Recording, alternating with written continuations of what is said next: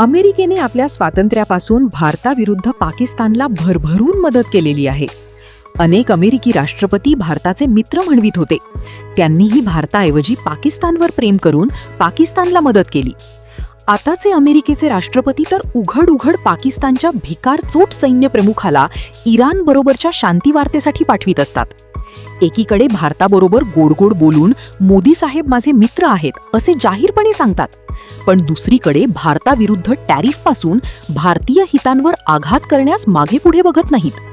परवा अमेरिकेने आपल्या जहाजांवर हल्ला करून पुन्हा वरून दादागिरी दाखवलेली आहे. 8 जूनला MT मॅरीवॅक्स या जहाजावर हल्ला झाला. त्यामध्ये भारतीय 24 खलाशी होते.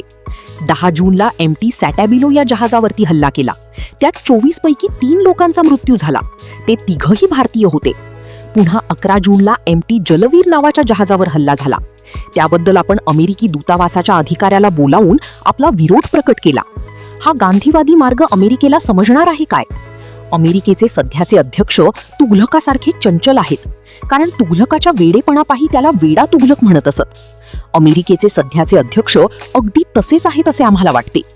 पाकिस्तानसारख्या भिकारचोट राष्ट्राच्या निवडून आलेल्या पंतप्रधानांना ट्रम्प बोलावित नाहीत. त्यांच्यासोबत इराणबद्दलची चर्चा करीत नाहीत. तर ट्रम्प चर्चा करतात ते सेनाप्रमुख असीम मुनीर बरोबर. म्हणजेच आपण अमेरिकेशी दोस्ती टिकावी म्हणून आपला परंपरागत मित्र रशियाला नाराज करून अब्जावधी रुपये. त्यामुळे अमेरिकेबरोबरचा आपला व्यवसाय तोट्यात गेलेला आहे. एवढे सर्व होऊनही आपण गप्प कसे राहतो, हाच खरा प्रश्न आहे.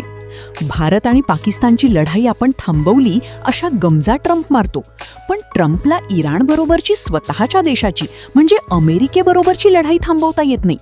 इराणसारखे राष्ट्र अमेरिकेच्या दादागिरीला भीक घालत नाही. मग आपण इराणपेक्षा 15 पट मोठ्या असलेल्या आपल्या भारत देशाला अमेरिकेच्या या खोड्या दिसत नाहीत काय? आज परराष्ट्र नीतीबाबत भारताला निश्चितच नवा विचार करणे गरजेचे झालेले आहे.